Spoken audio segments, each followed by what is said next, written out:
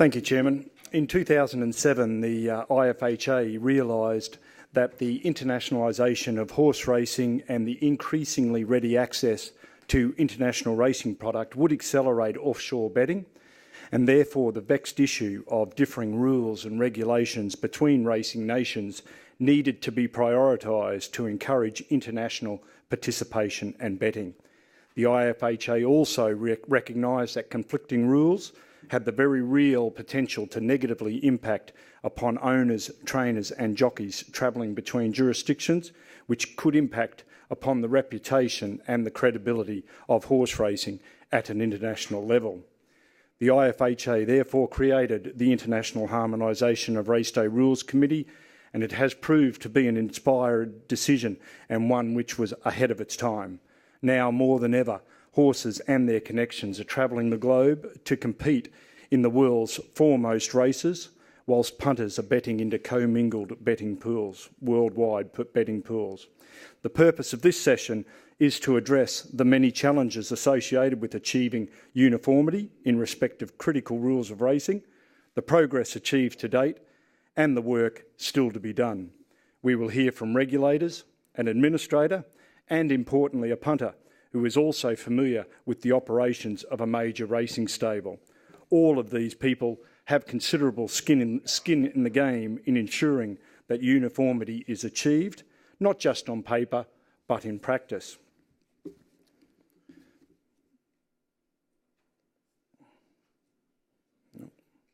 The Warrior Red Cadeau is a case in point as to why the IFHA foresaw how critical it was to have uniform rules in place across major racing jurisdictions. Red Cadeau competed in races in England, Ireland, France, Australia, Hong Kong, Japan, Dubai and Singapore. It is fair to say that in every one of those jurisdictions there would have been differing rules and regulations which in many cases would have been in conflict with each other. So the connections of the horse not only had to overcome the difficulties associated with travelling, taking on high quality opposition which held the home ground advantage, but also with rules that may be in contrast to the jurisdiction where the horse last raced. Then there is the situation of the punter, who is faced with the very real potential to both win and lose money in similar circumstances, depending entirely on the jurisdiction in which the incident occurred. The committee advocated that sports under the authority of world bodies such as football, tennis, athletics and motor racing all operated at the highest level under uniform rules and regulations, irrespective of which nation the sport was conducted. So why not horse racing? Uniformity is critical to the advancement of the sport and the confidence of punters and connections in continuing to support racing both physically and financially.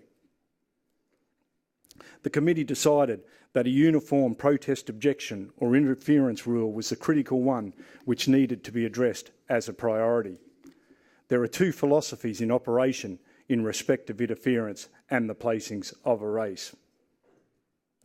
The Category 1 interference philosophy provides that in order for a protest objection to be successful, the stewards must be satisfied that if not for the interference, the sufferer of that interference would have finished in front of the horse causing the interference.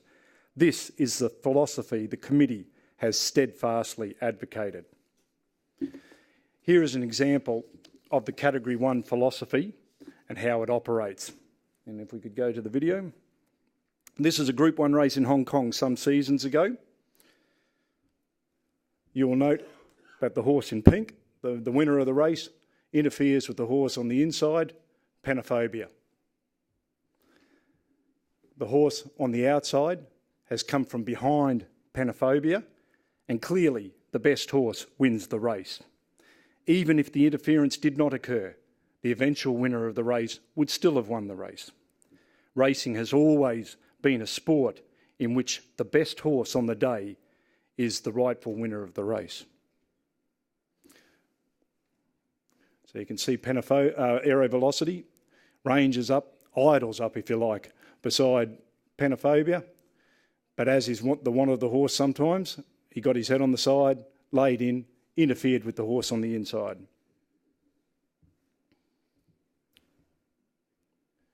And of course, the rider was penalised for his aspect of the incident, but the connections and the punters were not so penalised. You'll see on the side-on shot that aero velocity has come from behind penophobia, which is always a critical factor in the way that stewards address protest objections.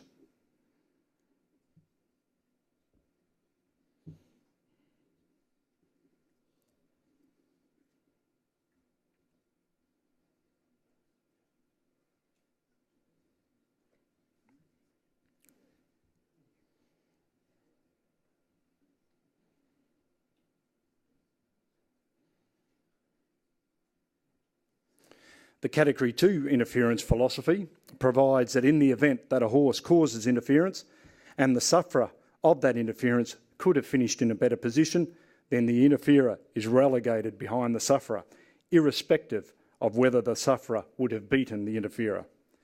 A vivid example of the contrast between the Category 1 and Category 2 philosophies and why, in the opinion of the committee, the Category 2 philosophy has obvious shortcomings is a recent race in Canada. In this race, the winner, which was having its first start in a race, makes up many lengths and on the home turn eases out and quite clearly causes interference to the two horses on the outside. The horse, as I said, was a first starter and went on to win the race by 6 1/4 lengths, being eased down in the final 150 metre mark.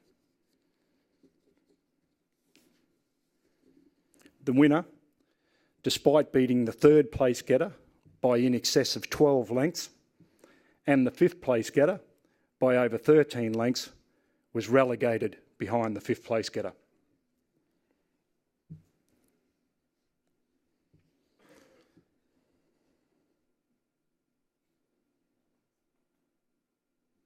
Whilst the jockey of the winner clearly deserved to be sanctioned for the horse's movement which caused the interference, it was also the connections and the punters who were penalised. And whilst this can also happen under the Category 1 philosophy, in those cases it can be clearly demonstrated the best horse didn't finish in front of the interferer. In the case of the race I have just shown, the winner was dominant and by far the best horse in the race, yet it was placed behind 4 clearly inferior horses. And it's not just the punters and the connections who are affected. Think about the race club where the horse next races. The horse will start long odds on, betting will be stifled, and a negative result for the club looms large. Imagine that decision being applied to Arrogate, American Pharaoh, Gunrunner, or Justify in a Breeders' Cup or a Kentucky Derby. Imagine Justify winning this year's Belmont Stakes by 6 lengths to complete the Triple Crown, only to be demoted behind a horse it beat by in excess of 12 lengths. Another example of the shortcomings of the Category 2 philosophy is the 2009 Prix Vermeil. In that race, the winner, Dare Me, was demoted to 5th placing after causing inconsequential interference to the 5th place getter in the early part of the straight. You can see Dare Me in the pink and the horse that it interferes briefly with in the red cap.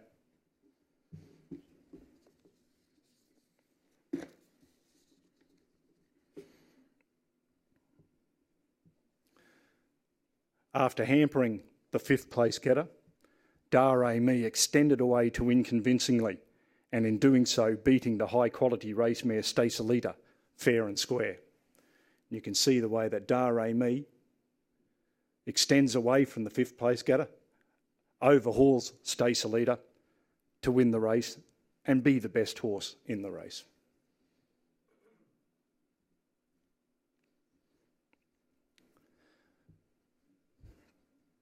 The Prix Vermeil decision attracted international comment for all the wrong reasons.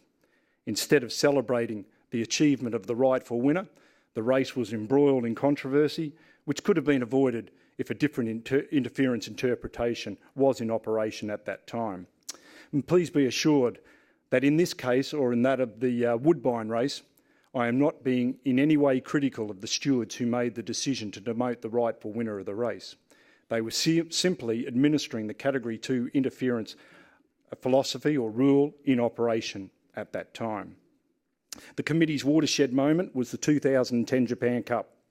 At that time, the Japan Racing Association, which operated under the Category 2 philosophy, changed the placings in Japan's premier race event, one which attracts international competition, betting and focus.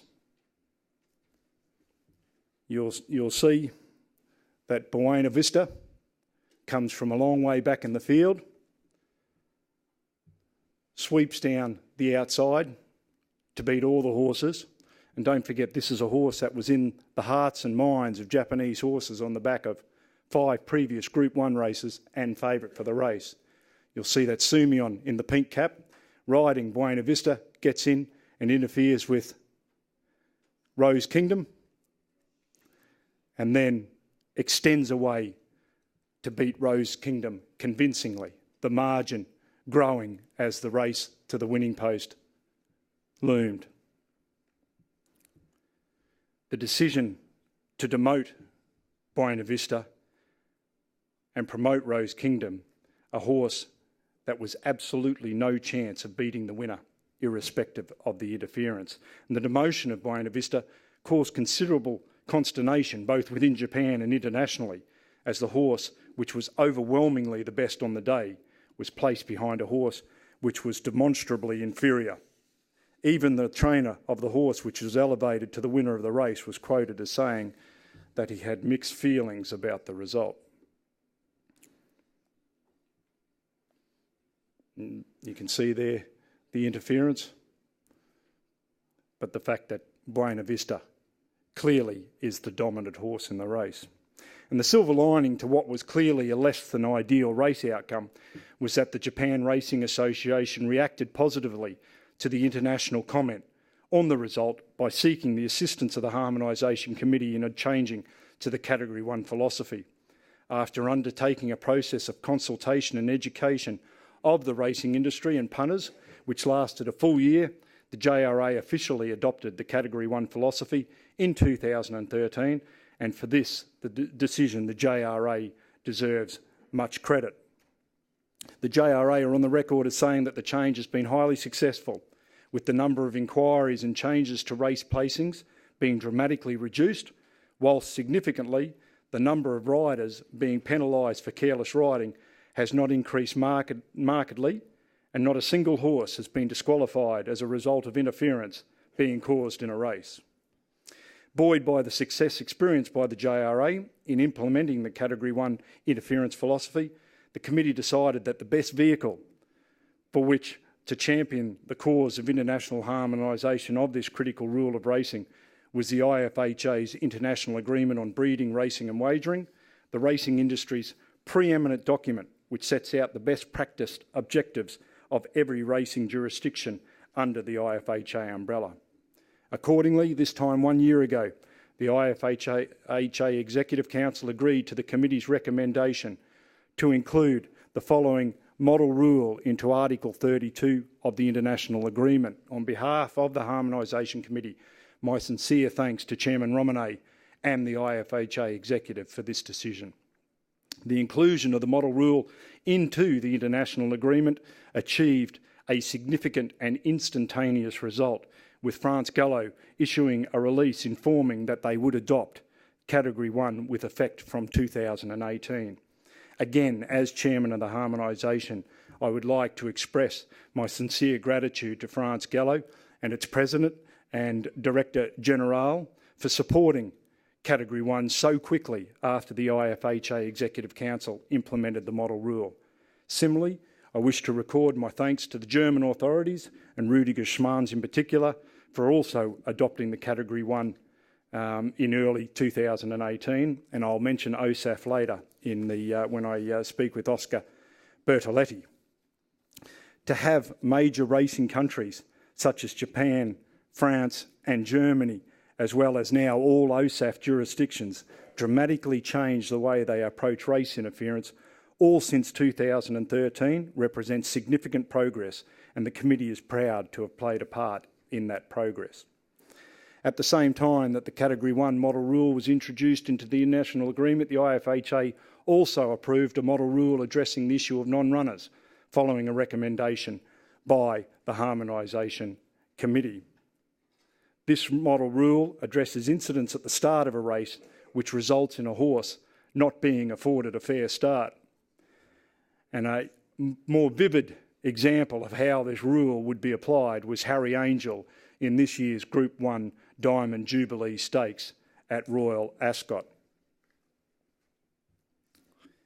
What we see here is quite clearly a very fractious horse. You'll see that he kicks out over the back gates, but what you can't see there is that the horse also gets its left hind leg up on the running board inside the barrier stall for what I would describe as an extended period relative to the start of the race. The horse still has its leg resting on the running board as the race begins, and obviously loses, as you can see here, considerable ground as the horse drags its leg along and off the board to leave the gates.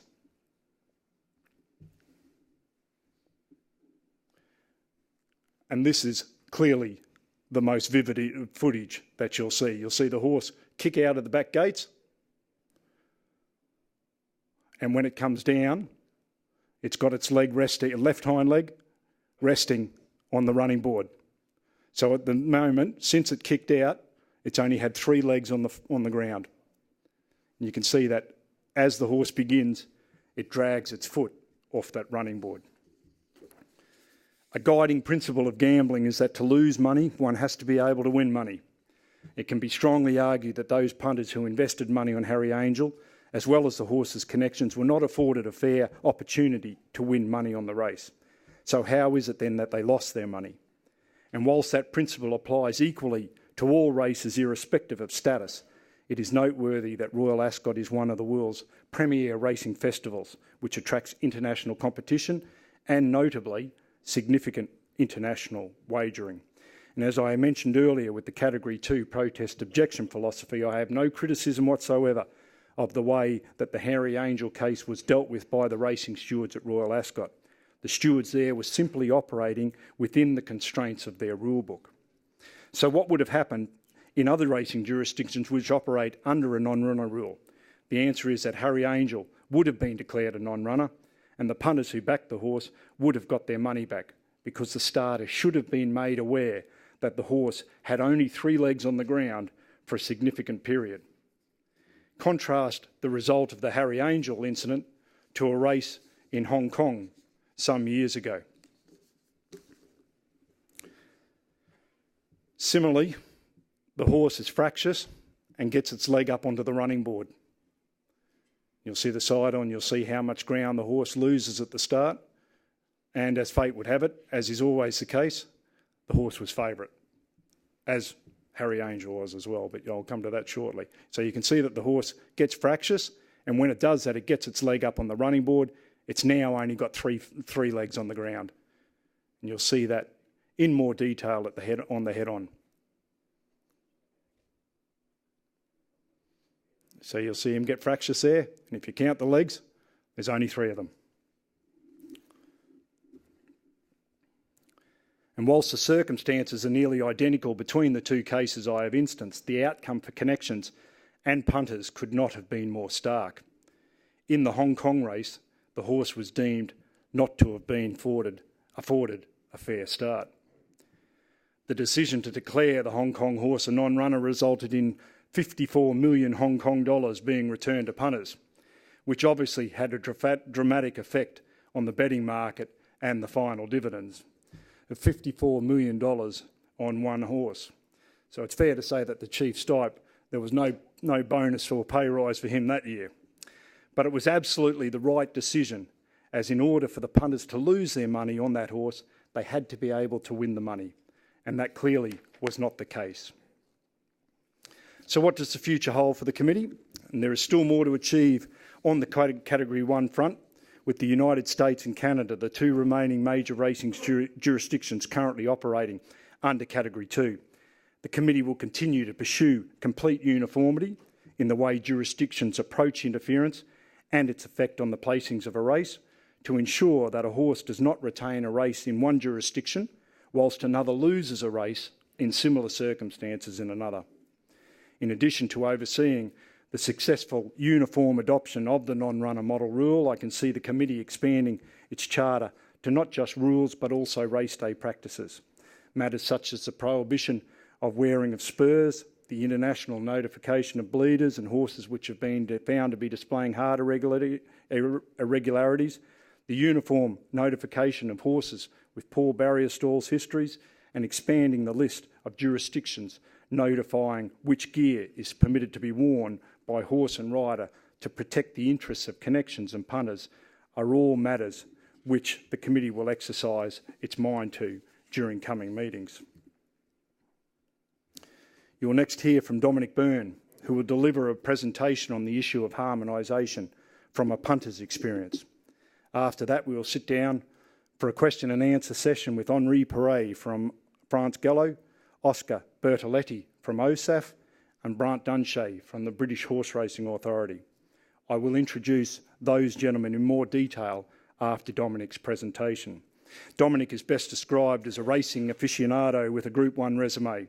He has been a bookmaker's clerk, Leviathan bookmaker in his own right, breeder of racehorses, form analyst, member of the Racing New South Wales Appeals Board, racing consultant and a leader in the racehorse betting industry.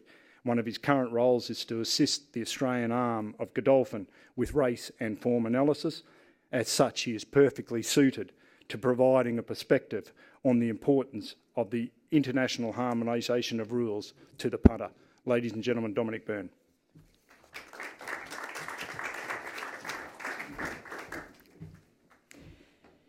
Horse racing should be proud of its rare quality that the punter can beat the house.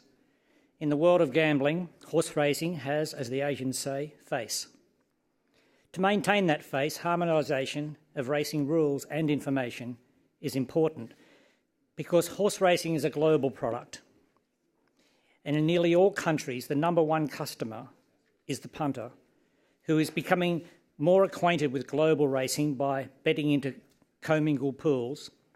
And commingled pools represent the single greatest growth opportunity, and an international product that provides local benefits.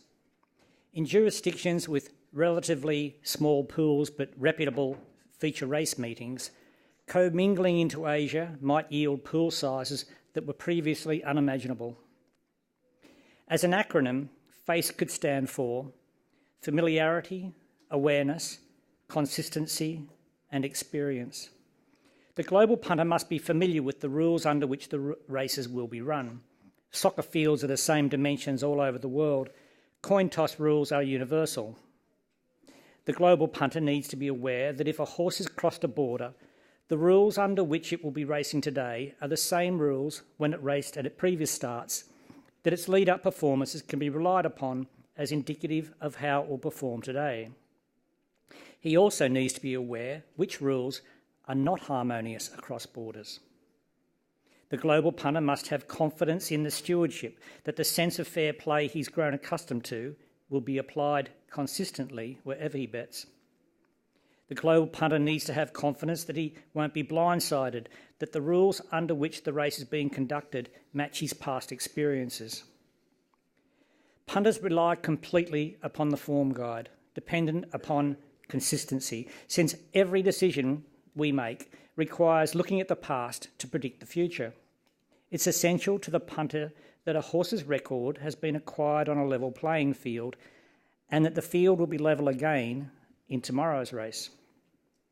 In his presentation, Kim focused on protest decisions, the rules for which vary depending the American approach or the Category 1 approach favoured by Southern Hemisphere, Asian and most European countries. Under Category 1, the onus is on the person who lodges the objection to prove that the horse being protested against caused a loss of ground that is greater than the beaten margin. To put it into context of official race time, if the horse protested against completed the race in 60 seconds, the onus is on the protester to prove that his horse would have broken 60 seconds if not for the interference caused by the one he's protesting against. Only very occasionally A horse that finishes in a minor placing is disadvantaged. It may have finished a closer placing, but wouldn't have beaten the horse that the protest was lodged against. Such blips in the system are overwhelmingly outnumbered by the greater fairness and effectiveness of the Category 1 approach. Australian punters and owners have grown accustomed to and prefer our Category 1 system. The Australian punter betting into a commingled pool on an international race would be up in arms, losing on protest, if the interference caused by his horse was minor and his horse would have won the race regardless of the interference, such as the examples that Kim showed. Harmonisation of protest rules across the globe would be a great step forward to ensure racing maintains face. I've great respect for and acknowledge the challenges ahead of this IFHA committee to harmonise racing rules on a global level, especially given that neighbours don't always agree identical rules. In many countries, different states have different rules. Even within a single state, different race clubs can have local rules. Australia can be considered a microcosm of the entire world. We have 8 states and territories. Controlling racing on a state level is a big enough task. In just one state of Australia, there are 4 times as many races as there are in Hong Kong. A national approach to racing rules is overarching through the Australian Racing Board, but state-based local rules also apply. Generally speaking, though, Australian states are on the same page as each other when it comes to rules. Recently, however, 2 adjacent states took different positions on the female cycle drug altrengest under the product name Regulate, which led to trainers in one state threatening to cross the border and race their fillies and mares where the perceived softer rule applied. If the performance of a filly might vary when she crosses the border, how can the punter have full confidence that the form guide can be relied upon? As I write this presentation today, 2 things are happening. The 2 Australian states, which happen to be the 2 biggest states in Australia, are in dialogue attempting to reach a harmonious outcome. It doesn't look imminent. And the British Horse Racing Authority has just banned Regulate. The impact on fillies crossing borders to race in or out of UK is going to be hard for the punter to measure and to become accustomed. Harmonisation is therefore required ASAP. Racing rules evolve over time, often reflecting the prevailing culture. Whichever country you represent here today, you're undoubtedly fully aware which of your rules differ elsewhere. You're also aware that there will often be pressure for and against change, from outside and within. Nations of seemingly equal intelligence can have diametrically opposed views and laws on racing rules. Even within some countries, there are polarised and conflicting opinions. The most polarising rules in racing relate to drugs, and the most polarising drugs in racing might be steroids and Lasix. Steroids were banned in Australia in 1989. Some countries still have horses being treated regularly, not as often as they were 10 years ago, but there are significant differences internationally in the approach. The culture in USA accepts Lasix almost to the point of deeming it essential. Over 90% of runners run with Lasix. Elsewhere, its usage is greatly restricted. Australian authorities come down very hard if a horse is found positive to Lasix. How can the global punter assess confidently the chances of an American horse travelling to Royal Ascot if its American performances were achieved with Lasix and can't have it in Ascot? With horses shipped more frequently, it would be desirable that horses from every country are treated equally. The global punter needs international harmonisation on drug rules. The scale of deductions is relevant only in countries where bookmaking is legal, as it is in Australia, and bookmakers are licensed. The scale relates to the appropriate reduction of the amount on a winning ticket after one or more horses is withdrawn from the race after betting has started. Australia uses a different scale to the Rule 4 that exists in Britain, and Rule 4 serves the punter very poorly in many circumstances. It would be preferable if harmony were reached by implementing the one accurate scale. Harmonisation of racing rules is more than having the same wording across jurisdictions. Interpretation and application of the rules are also important. Take the excessive whip rules, for example. a rule was introduced by the Australian Racing Board to allow a protest in the event of a jockey exceeding the number of strikes permitted.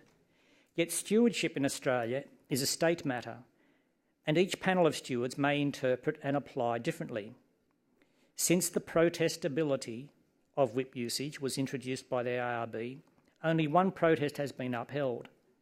That race was soon after the rule introduction, and in a race that initially finished as a dead heat. But that's been the only successful case. There have been many protests since, with narrow winning margins, all dismissed, each panel proclaiming that they couldn't be comfortably satisfied with the winner, that the winner gained an advantage. In other words, stewards recognised no tangible evidence to measure the benefit of the whip. Interference can be quantified, but the benefit of the whip can't. Rather than penalise the owner and punters of the winner, the jockey is penalised, in Australia very severely. The Australian rule is still in place, the protestability, and the threat remains that the punter betting from Sweden on an Australian race could lose a bet due to a successful protest on grounds that are completely foreign to him. The ability to protest due to excessive whip usage needs global harmony. This is going to be a busy committee in coming years. There are many rules that need harmonisation, but two that come to mind quickly are jockeys wearing spurs. They are illegal in Singapore and Hong Kong, but blunt approved spurs are legal in Australia and many other nations. And a horse wearing a hood, I was told recently, in England on a way to the starting stalls, but not going to race in them, might be scratched. But that's not the case in Australia. So an Australian trainer who travels a horse to England and is not aware of this rule, and the rules are vast, could have his runner scratched at the barrier, and it would be a great shock having gone all that way and all that effort to have gone over there for the Royal Ascot race. But it's not just rules that need harmonisation. The global punter wagering into commingled pools needs to be able to read and easily interpret the form guide. Going descriptions, how wet a track is, vary across the globe. In Australia, not that many years ago, we enumerated the going on turf from 1 to 10 and each number comes with a single word descriptor, such as heavy 10, soft 7, good 4, or firm 2. Such an approach, I think, should be followed worldwide as part of the harmonisation of information. Australia provides 6 incremental readings for a wet track from dead 5 to heavy 10, where UK and Ireland, which have twice as much rain as Australia, have just 3. Race class descriptions are difficult to interpret from one country to another.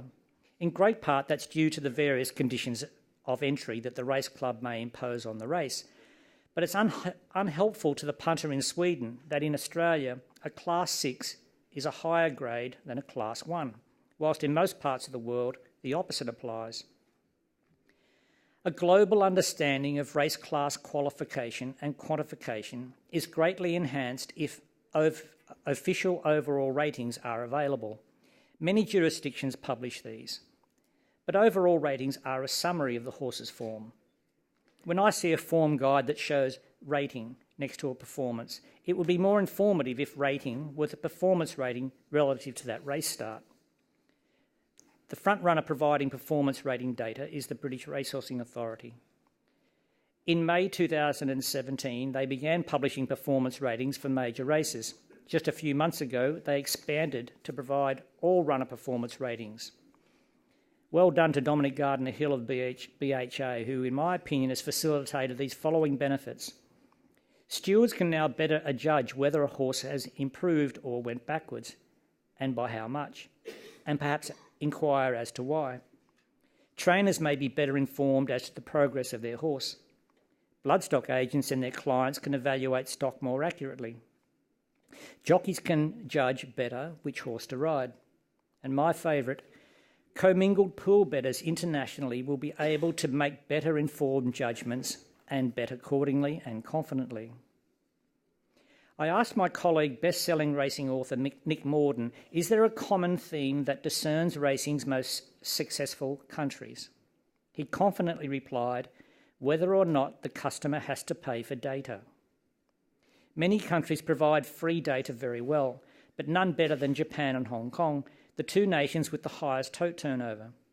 Travel to racing there and you'll find punters with their heads down doing math, scanning stats and charts.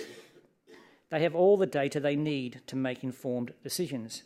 They can discover the body weight, gallops, even view the videos of horses training, trots, swims in the pool, vet reports, sectional times. Pretty much everything known to the trainer is known to the punter, and it's all for free. Countries where racing is booming are providing accurate, free, vast information. Countries that don't provide that aren't booming.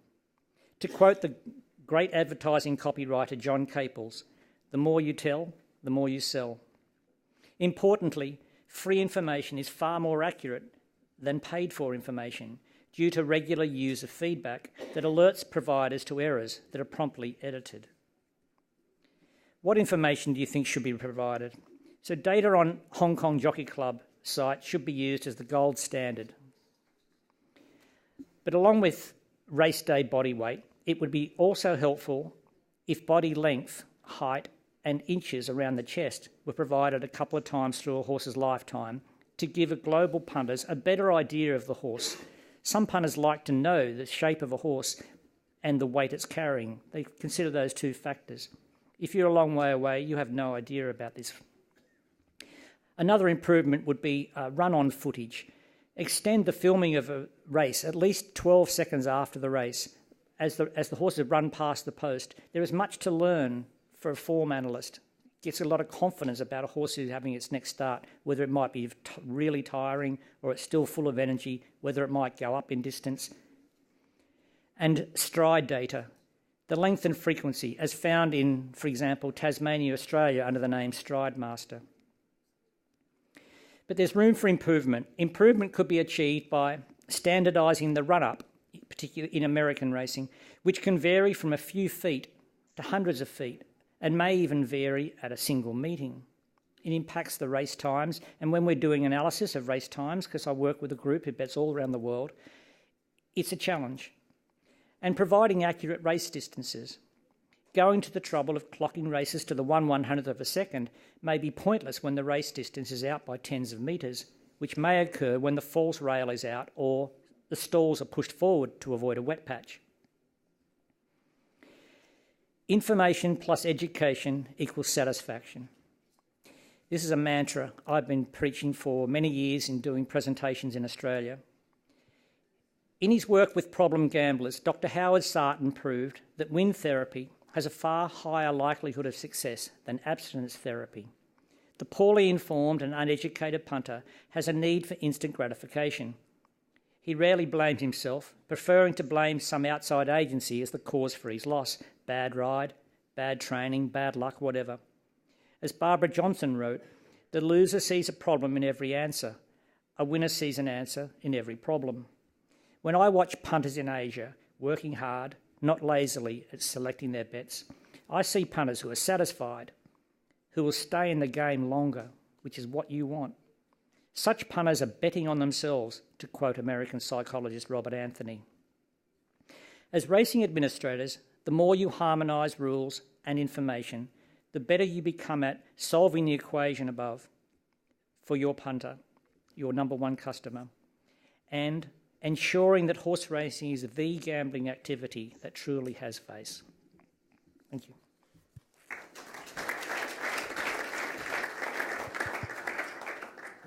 Thank you, Dominic. So we'll go to a short question and answer with our panel members, and then we'll open the floor up for anybody that might want to ask a question. But I would be remiss, I should say, if I went past Henri Perret as the first person that I direct a question at, and that's on two fronts. One is that Henri, of course, represents our very kind hosts yesterday and today, France Gallo, but also Henri played a critical role in changing the Category 1 philosophy over in France. So firstly, Henri, congratulations on behalf of France Gallo for the tireless work that you did in progressing the Category 1 philosophy. Can I just ask firstly how the change has been received by your licensees, your trainers and jockeys, owners and I suppose in particular the punters? Thank you, Kim. Actually, after the press release has been issued by France Gallo last October, surprisingly, there was not a lot of official comment on that. I can remember there was a comment in Paris Turf, which is the main racing newspaper in France, and this comment was very positive. And there was another one in another newspaper called Jour de Galop, which is an online newspaper directed to stakeholders, and the comment was also positive. Coming back to trainers and jockeys, very few comments at that time, some of them on Equidia and on the Racing Post, and all of them were positive too. Just to come back to the current situation, I think that a comment that has been made in the column of Paris Turf recently sum up quite good the current situation in France. They said that with the new rule, there is less doubt about the results of the inquiry made by the stewards when an inquiry is made. There is another beneficial aspect, is that the all right signal is made very quickly, quicker than before actually. And the last time, which is very important, is that the behavior of jockeys has not changed. And also, Henri, of course, you've got your stewards, your race day stewards, racing stewards, that are a bit like me, been in the game a long time. I guess we can all be described as dinosaurs on occasions. How has it been for those racing stewards which have long and distinguished careers in racing regulation? How has it been for them in having to change a lifetime of philosophy in the way that they approached race interference? I should say that before the decision has been taken by France Gallo, some stewards and some stewards among the stewards of France Gallo, which are key persons at France Gallo, there are 12 volunteer stewards who have broader powers than race day stewards. They can grant license, they can judge the main cases like prohibited substance cases on horses or jockey. They can judge as appeal judge against the race day steward's decision. The majority among them was against the change. And unfortunately, one of them has decided to resign because of the change.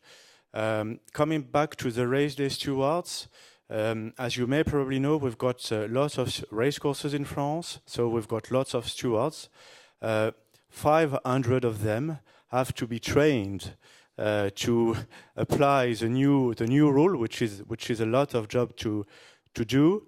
And I should say that their position about the change was in overall in favor of it. Actually not against, but some of them were in favor because they considered at that time that it was easier in a way to apply the new rule. And finally, Henri, have you noticed any discernible rise in the instance of careless riding as a result of going from Category 2 to Category 1? Actually, the structure of the penalties has changed.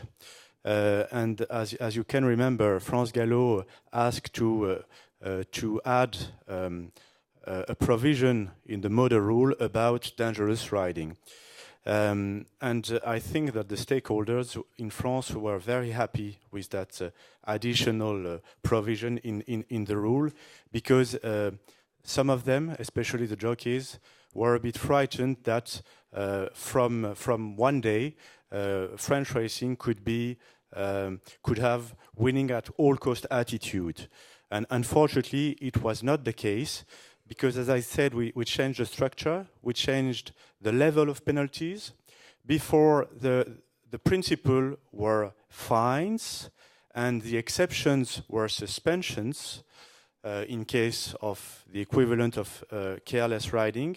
Now it has changed. As I said, the principle has become suspensions as we increase the penalties, and the exception are fines. So in conclusion about that subject, I think that with this increase of penalties that have been well accepted by jockeys, especially by experienced jockeys, I think we reached a good balance, and that the number of careless riding did not decrease. Sorry. I was neglectful in pointing out Henri's position title that obviously makes him very well suited to be able to answer the questions. Henri is, of course, the current Deputy General Manager in charge of racing and regulation with France Gallo, and he's a member of the Harmonisation Committee, and he's also Chairman of the European Horse Race Scientific Liaison Committee and Vice Chairman of the International Race Planning Committee. And we'll go over now to Oscar Bertoletti, and Oscar is the General Manager and CEO of OSAF. His responsibilities include the reciprocity of penalties, doping control policies, harmonisation of rules of racing, and the movement of horses. And of course, he is a member also of the International Harmonisation Committee. And you would have heard me refer to OSAF in respect of the Category 1 philosophy when I was giving my presentation. And I am pleased and proud to announce that on the 14th of September and on the 25th of September, the last race course in Argentina and all of Panama went to the Category 1 philosophy. So now the whole of OSAF is united and harmonised in the Category 1 philosophy, and they joined Chile, Peru, Brazil and Uruguay. So congratulations, Oscar, on behalf of the OSAF board. Obviously there was a lot of cultural change there for some of the race clubs and some of the jurisdictions. What were the challenges that you had to overcome as CEO of the organisation to get everybody to come on board to the Category 1 philosophy? Thanks, Kim, for your words.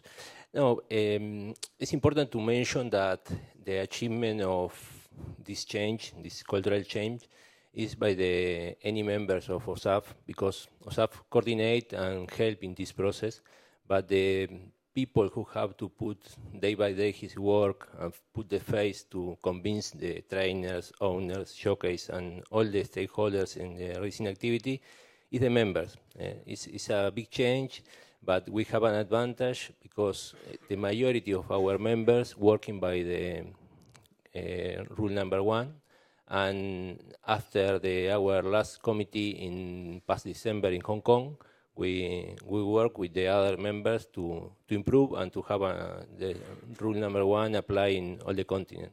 Maybe the big challenge was to convince the different members of the activity. As you know, in the horse activity you have any opinions for any points, and it's not easy to convince. And maybe in some cases the people in any jurisdiction have the reason, because for this point, for this situation, they have the reason. But from OSAF, we try to work day by day to prioritize the globalization, and this is our main idea. And you've gone to great lengths recently to harmonise the drug rules throughout the OSAF regions. How is that coming along? Yes, this is, we have 2 years ago in October in Uruguay, the biannual conference of IFHA, and our president, Carlos Rossi, announced that our commitment to zero tolerance with drugs. And in the last 2 or 3 years, or maybe more, we are working in that line. And this year we catch this goal about the last 6 out in the 2 years old races. And some years ago, we ran all our black type races with that laxis, and this is like a road. We have to catch point by point, but it's a hard work to do with by yourself and with the members, because our region have a lot to improve, but we advance, and we are really hope to catch the next goal with San Isidro Lab to be the first certified lab in our region. Following on from Dominic's point about information and data. I know that you've gone to great lengths to harmonise the information that's being provided to the punter on race day, harmonising the level of pictures that are coming out of the race meetings on a consistent basis so that the punter is properly informed. What brought about that need to harmonise that aspect of of the sport in the OSAF jurisdictions? Our region have maybe a particular situation that is, as we see in the morning, export a lot of signal for our countries. And for this reason, we have to harmonize our signal. And if you see, many pictures of our races are very similar, maybe changing the colors or something like that, but you see in the same place the figures, you see the same place the number of the race and other information. But it's a cultural decision that the signal from South America have a format that we can see in US, here in France, Turkey, and other places. Maybe we have a lot of work to do with the information for the past performance horses, and for the pointers, we are agree that it's very important to receive the better information, face information that you say, because it's not easy maybe to measure in our region how much you increase your bets, because our region in the last 3 or 4 years have an irregular economics that maybe you have another reason that can affect you, the handle and the turnover. But we are convinced that this is the way to increase the bets, because the pointer and specific, or especially the high rollers, if they have more information and more confident with the information, they put more money on the table. Brian Dunshea is the Chief Regulatory Officer for the British Horse Racing Authority after previously performing the role of the Director of Integrity and Regulatory Operations. Previous to that, he was the Head of Race Day Operations, and Bryant has just joined the International Harmonisation of Race Day Rules Committee, replacing long-time member Jamie Steer. Bryant, we've seen the Harry Angel footage, and are you able to perhaps offer the group some advice on where the BHA stands in respect of being a potential signatory to the Article 32 in respect of non-runners? Sure, Kim. Thank you. In Great Britain, the provisions under our rules only provide that the stewards may declare a horse a non-runner under the circumstances such as which you saw with Harry Angel, if there is a malfunction of the starting stalls or if the jockey is not on the horse. Now, of course, therefore, under the circumstances, as Kim rightly put out, the stewards made the correct decision on the day within the context of the rules in Great Britain. However, the broader question is why is Great Britain not a signatory to the international model rule? And there are a range of reasons in relation to the history and culture and the structure of British racing. But in short, to answer your question, Kim, since the Harry Angel incident at Royal Ascot, the Rules Committee of the British Horse Racing Authority have considered the matter and in principle are supportive of shifting to the model rule. However, there is a significant amount of consultation that would need to take place before we could put a matter such as that to our board. For example, in Great Britain, the rules of betting are not regulated by the authority, but rather the Tattersalls Committee.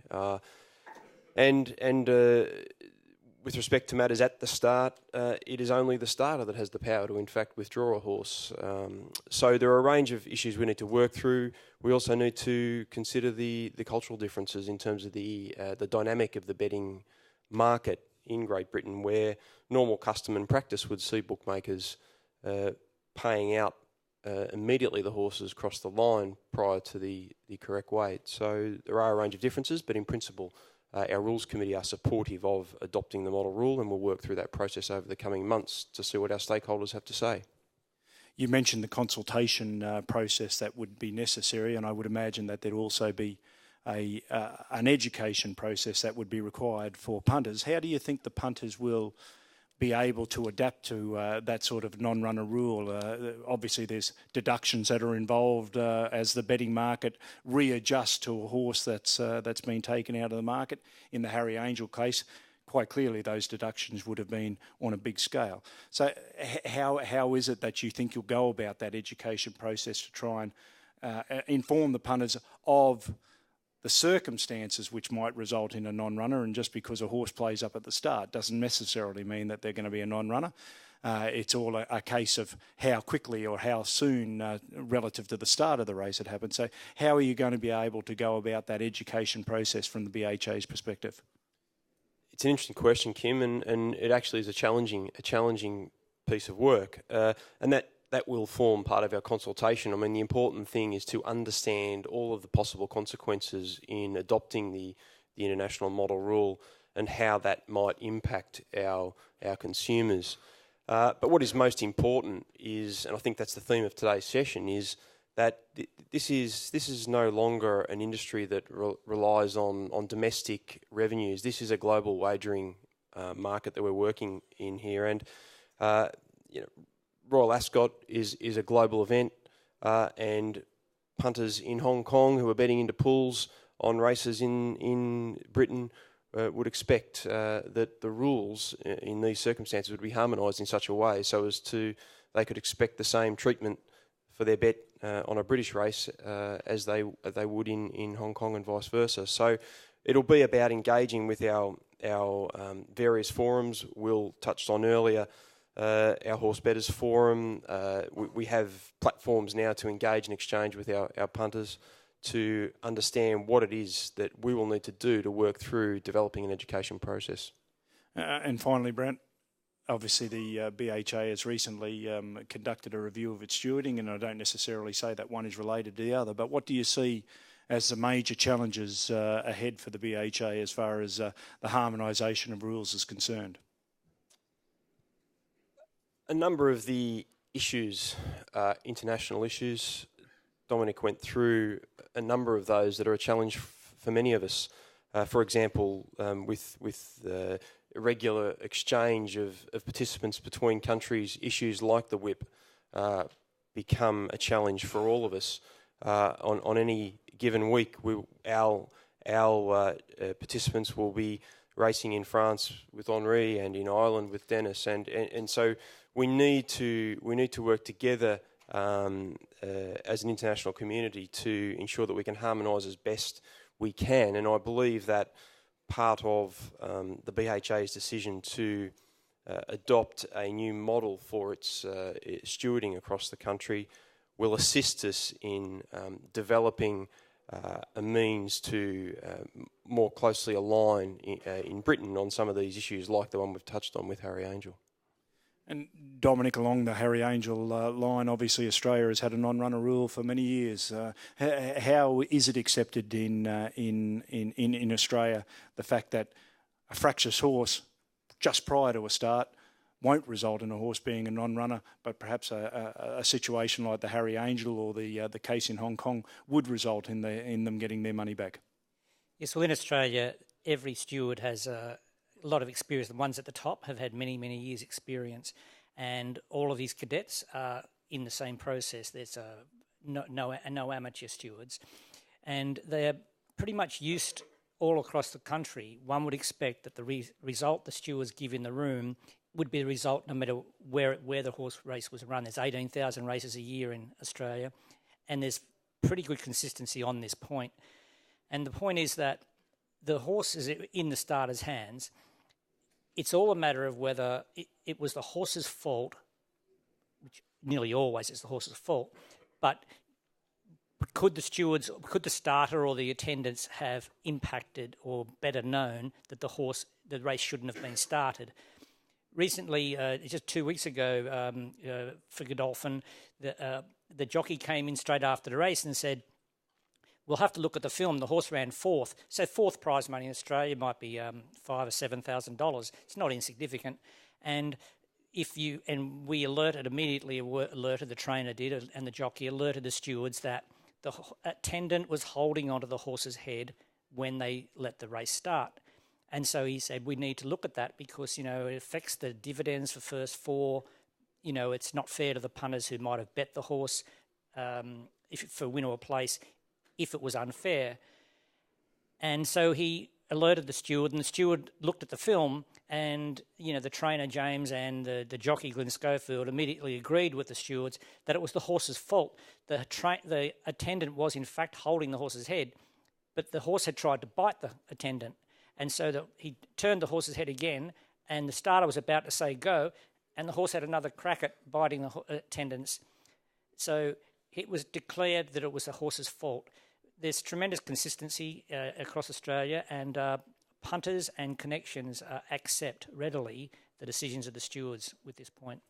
It'd be very easy for stewards to say, well, just give them their money back and we'll keep the punters pacified. But, of course, that has ramifications to the betting market as the betting market adjusts to a horse coming out. In the Hong Kong case, as I said, 54 million Hong Kong dollars out of a possible 110, 120 million dollar pool was refunded to the punters. So that had a significant effect on the betting dividends. How do punters in Australia accept those changes, whether it be a pari-mutuel, which they might not necessarily see as much as a fixed operator, where they've got a ticket that might not necessarily result in what they actually get back? Yes, well, the scale of deductions that had controversy for maybe 50 years greatly favoured the bookmaker. And when the Australian Racing Board approached me to look at the mathematics behind it, the bookmakers accepted it. They're the worst off for it. But the scale is very fairly applied. And when it's only a matter of lack of understanding where anyone complains. Generally speaking, in Australia, punters are pretty mathematical, and they realise that if there's two runners in a race and they're both even money and one gets scratched, well, they've got to only get their money back. They can't be making a profit because the bookmaker's got to give his money back. As you said, the pari-mutuel makes that deduction and no one even notices. But we can get some very large deductions, but punters have grown very, very comfortable with the degree of deduction, particularly since our algorithm was in place. When that $54 million went back to the punter, I did think at the time that things couldn't possibly get any worse. But 5 years later, I voided a race and gave $120 million back. So, c'est la vie indeed. Ladies and gentlemen, we're in your hands now. We're at your mercy as to any questions that you might have. Feel free.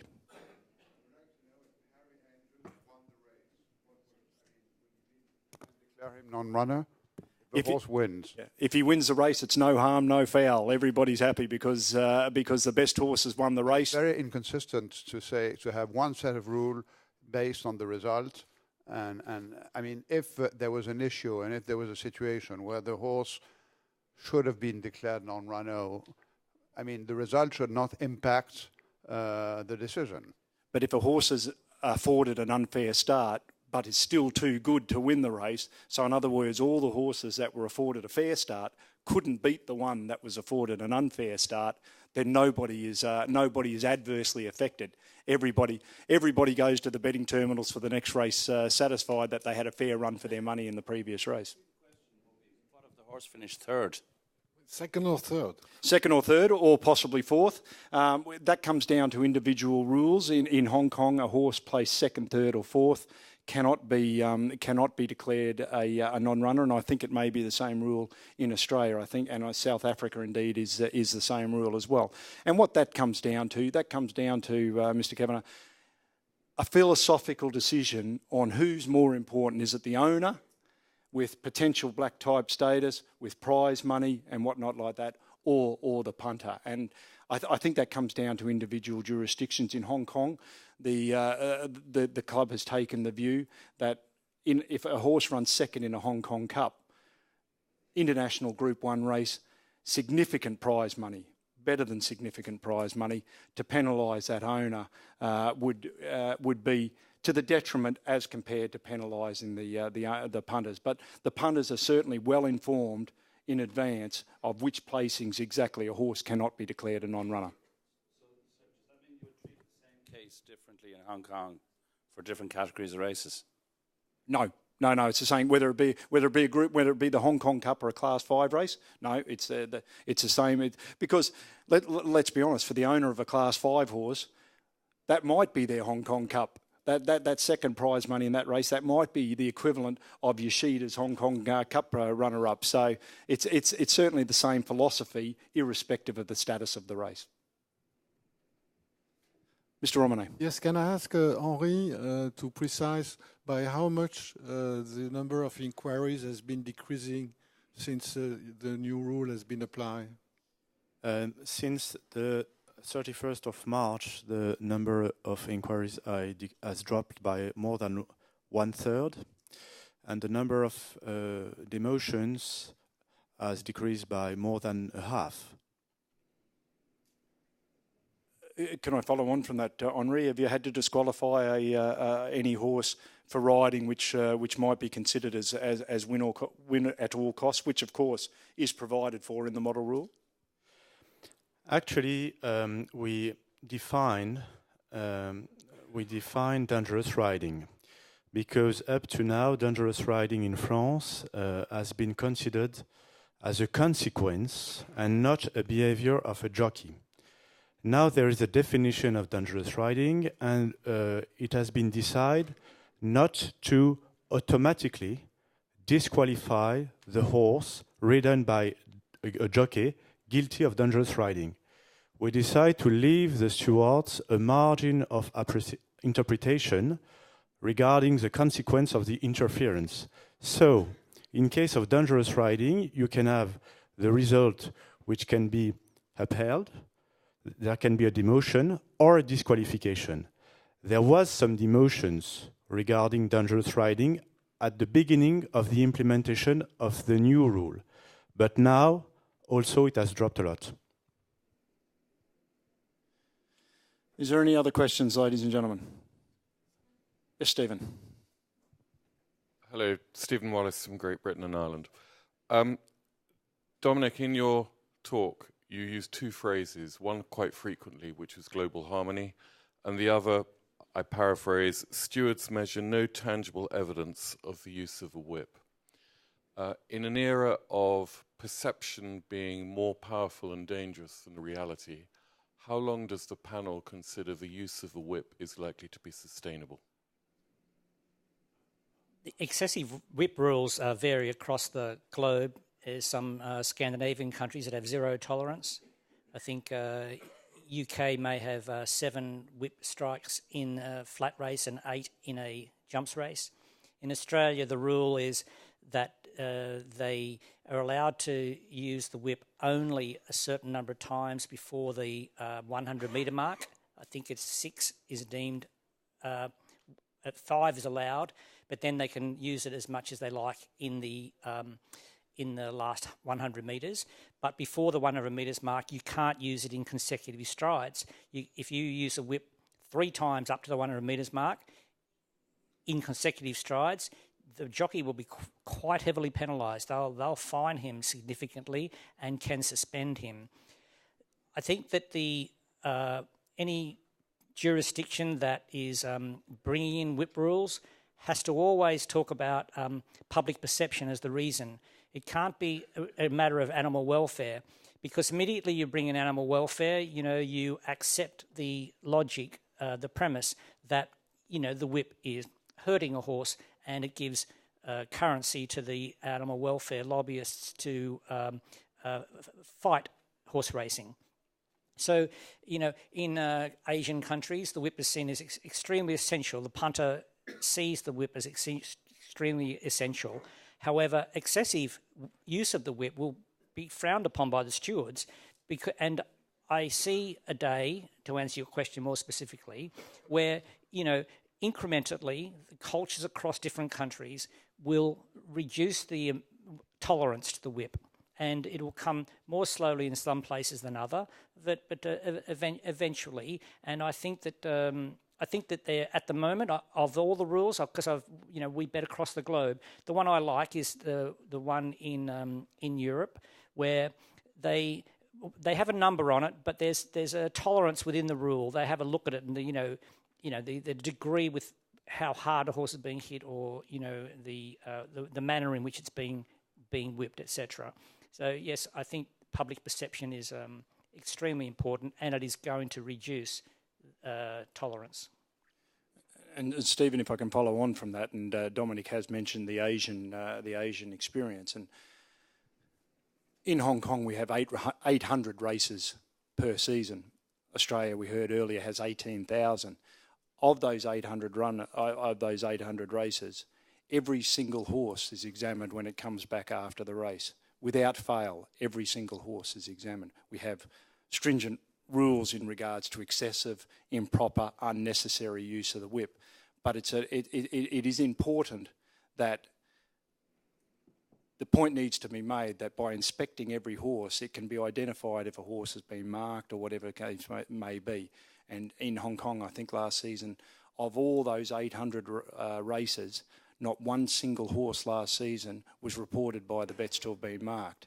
So there's a good deal of regulation of the whip, even though it might not be defined down into how many strikes per period of the race. There's a very real consciousness there on the behalf of the clubs and the stewards to make sure that the whip is used only in proper manners and certainly not to the detriment of the welfare of the horse.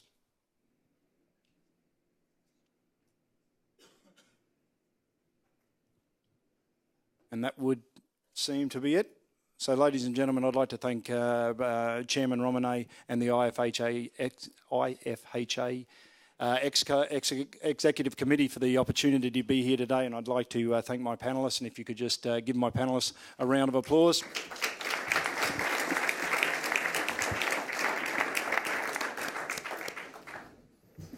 Thank you very much. So we are going to finish on time, as usual.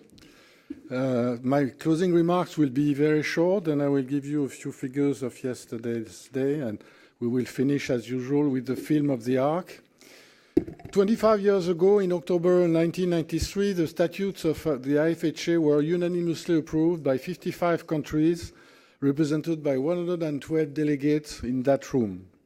3 years ago, we presented to you our strategic plan for years 2015 until 2018, which has been implemented, as I shared with you this morning, in very important areas like reference lab certification program, adoption of Article 6C, which strengthened doping control and integrity with a vigorous out-of-competition testing program, harmonization of rest day rules with the implementation of a model interference rule, development of the partnership with Longines and extension of our relationship until at least 2023, quality control of group and graded races and black type by IFHA, partnership with FEI and OIE through the International Horse Sports Confederation to facilitate the international movement of horses, horse welfare principle of good practice, development of the regional federations. As I also said this morning, all this work would have been impossible with all our technical committees. After the election of your chairman and vice chairman tomorrow by the Executive Council, it will be time after these 25 years to review the statutes of governance of the IFHA for the future and to start application of the new strategic plan from October 2018 until October 2021. In closing, I would like to thank our three vice chairmen, Winfried, Jim, and Brian, and all our Executive Council members for their support, time, and resources. I would like to explain also my appreciation to Andrew Harding, Andrew Chesser, our committee chair and vice chair, for their hard work throughout the year. Thanks to all the speakers who have been very informative today. Thanks to our secretariat, Catherine Mingot, for our third conference, and Clémence Bouer-Dawson, who's been assisting her. Thank you to the leadership and management of our host, France Gallo, including President Rothschild, who is with us today, Jean-Pierre Colombu and Jean Dindy, our vice chairman, Olivier Deloy, the CEO of France Gallo, and Henri Pourret with all their teams. Also, thank you to Saturn Production, for Shannon Lewis and our interpreters for making this conference such a smooth event. And thank you to everyone attending and watching abroad on the live stream, and have a good trip for all those who are going back. Thank you.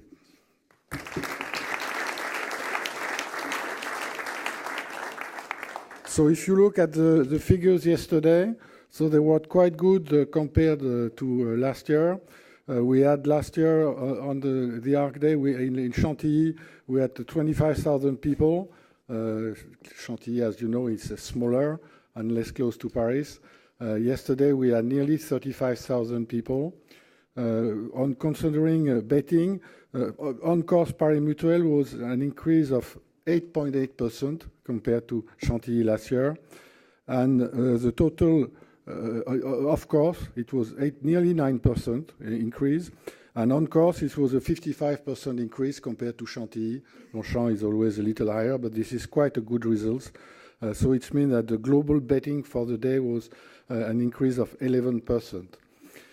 If we consider the betting outside France, we had a good result for Japan. We had a horse that was not one of the favorites of the race, and there was still, on just one race, a betting of 19 million euros, which was under what it was last year. Last year, it was 26 million. And for the Hong Kong Jockey Club, you took 4 races this year instead of 2 last year, if I'm right. And the betting increased by 48%.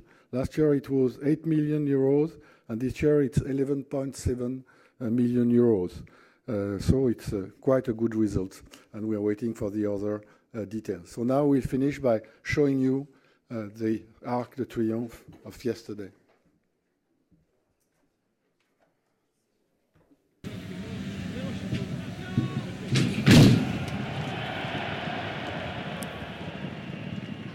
Les plus beaux 2400 mètres de l'année, c'est l'Arc de Triomphe qui retrouve son jardin aujourd'hui sur l'hippodrome de Paris-Longchamp avec un très bon départ de Nelson Casacrose qui s'installe tout de suite aux commandes et mène devant Capri qui vient à son extérieur alors que Paraskoy est en 3e position devant le japonais, c'est Clincher à la corde, la tenante du titre, la grande favorite Enable patientant pour l'instant en 4e position avec Frankie Dettori et vient encore notamment devant Hunting Horn alors que l'on retrouve Tuberian qui vient à l'intérieur alors que le numéro 1 Defoe a été isolé complètement à l'extérieur par Andrea Hazzeni qui vient peu à peu s'installer à la hauteur de Nelson. Pour le moment, on retrouve à l'arrière-garde Magical. On retrouve également la 2e favorite de la course, c'est Sea of Class, alors que Valgeist, le 3e favori Casac Rouge, est également dans la 2e partie du peloton aux côtés de son compagnon d'entraînement Talismanic, alors que le 4 Way to Paris est également à l'arrière avec Nelson qui mène toujours avec une longueur d'avance devant Capri qui vient à son extérieur. Pour l'instant, ce sont les Irlandais qui animent avec le japonais Clincher qui vient en 3e position à la corde et vient encore avec Defoe alors qu'Enable a pour l'instant une excellente course. Elle est en 5e position avec Frankie Dettori qui déjà a enlevé 5 fois cette épreuve. Hunting Horn qui vient à son extérieur, Tiberian est de côté corde, Salwen qui vient à l'intérieur avec Loss of Stars, avec Talismanic également devant Valgeist ainsi que Way to Paris alors que Nebok, Kazakh Blanche Toc-Violette est toujours en retrait et vient encore avec le numéro 19 Sea of Class, la pouliche de 3 ans qui est montée par James Doyle, accélérant encore avec Nelson qui compte maintenant une longueur d'avance sur Capri qui vient 2e, avec Clincher qui est 3e, avec Defoe qui est 4e, avec Enable qui est maintenant en 5e position, alors qu'ils sont maintenant dans la fausse ligne droite au centre. Il y a toujours Klaus of Stars avec Way to Paris devant Valgast, ainsi que Talismanic avec Nobok également, qui est toujours à l'arrière. Kew Gardens également est en retrait. Les concurrents qui vont bientôt entrer dans la dernière ligne droite, avec le sprint qui est lancé de loin par Nelson, par Capri, Enable qui patiente dans leur dos. Clincher est en 4e position, Tiberian qui vient également, Hunting Horn McCartney est lancé à l'extérieur avec Steady Hoffman également qui tente de refaire du terrain. Klaus of Stars également à son tour qui tente d'accélérer à maintenant 300 mètres du but. Instant choisi par Hannibal pour maintenant passer à l'attaque et pour prendre l'avantage à Klaus of Stars. Et voilà maintenant à l'extérieur Sea of Class qui refait maintenant énormément de terrain et qui va tenter de chercher Hannibal qui repart maintenant à la corde avec Sea of Class de plus en plus fort à l'extérieur. Hannibal, Sea of Class, Hannibal qui va garder son titre ici et rentrer dans l'histoire. Elle remporte pour la 2e fois l'Arc de Triomphe.